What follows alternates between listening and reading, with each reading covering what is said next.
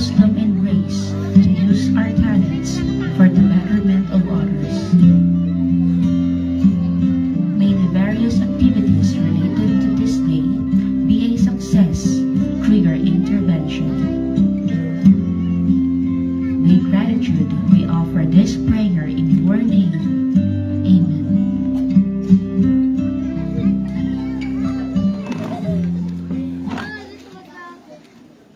Mga kababayan, ang pambansang awit ng Pilipinas.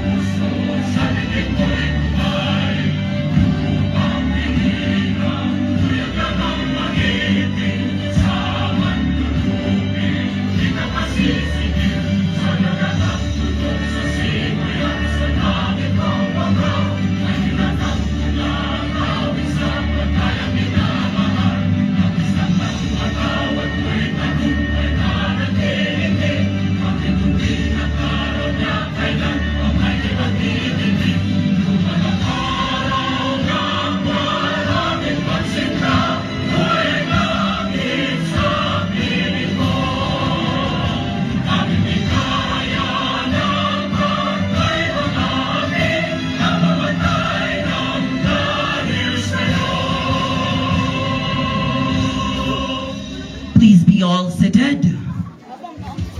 Alright. Mayong gabi sa inyo at tanan, Kamantero Dos. Mayong gabi. Time check, it's already 8 o'clock past na and late na kita nag-start because I know that our 7 beautiful Linays are preparing for the best show tonight. So sa tanan, mayong gabi sa inyo. Ito kanina, isa pa bita. Hep hep! Hooray! Alright, na muna dapat, let's put that energy up to the end. So this time, ladies and gentlemen, welcome to the Linay sa Kamantero Dos 2024. So it's been 2 years already nga nagapalinay na ang Kamantero Dos. And you know what, guys? Our reigning Linay sa Kamantero Dos coming from the city of Sagay, Ariti Subong. Abi palakpakan tabi ang aton nga reigning Linay sa Kamantero Dos. Karon lang ipakilala ko lang na siya. And of course, this time, ladies and gentlemen, to break the monotonous, let's proceed to the opening of message coming from the hardworking and dynamic youth president of Kamantero Dos. Palakpakan natin, Laila Casipe Platino.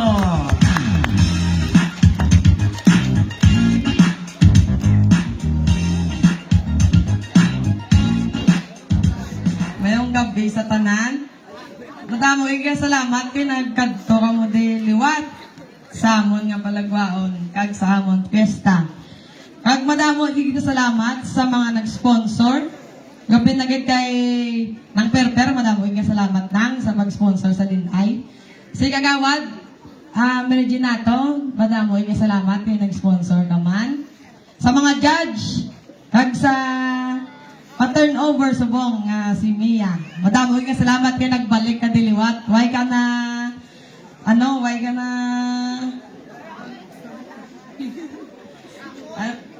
why ka na kapoy magbalik de biskan suludlon ng amon nga lugar. Kag sa mga Linay, madamo ka salamat kay biskan layo kamo.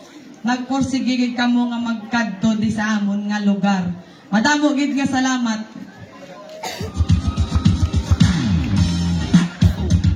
Yes, madamo gid nga salamat, the ever-active President Laila Casipe Platino. So this time, ladies and gentlemen, a pageant will not be successful without our panel of the Board of Judges who will determine our winner for tonight. So let us meet our panel of the Board of Judges. Let's start with our first judge, studied Bachelor of Science major in Pharmacy at Adamson University. A degree holder at Far Eastern University, Manila, major in Psychology. A registered cosmetologist and currently working as a risk fraud analyst at Ubiquity, Bacolod City. Ladies and gentlemen, palakpakan natin our first judge, Miss Stephanie Faustino.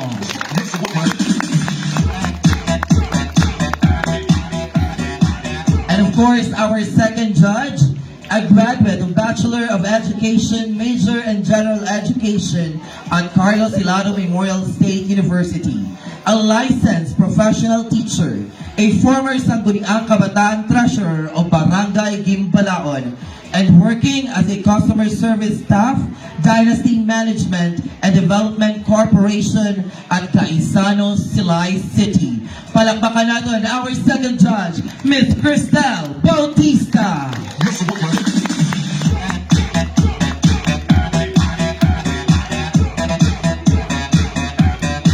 Our third judge, a designer of Silay City Interbarangay Christmas Tree Contest in the year 2022 who bagged third place, and in 2023 first place winner. He is also an events host, an event stylist, and organizer. Ladies and gentlemen, our third judge, Mr. Jonathan Jucades Peregrino.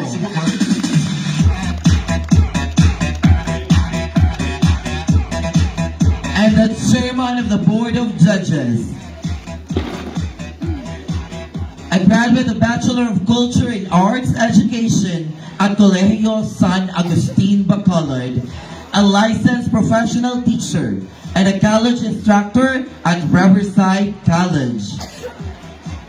She was the Sagay City Sinigayan Queen of Barangay Paraiso 2019, Miss Ubiquity Philippines 2022, Amihan Queen of Pulupandan, Negros Occidental, Linay sa Kamantero 2023, Kamantero 2. Linay sang Lantawan, Silay Tourism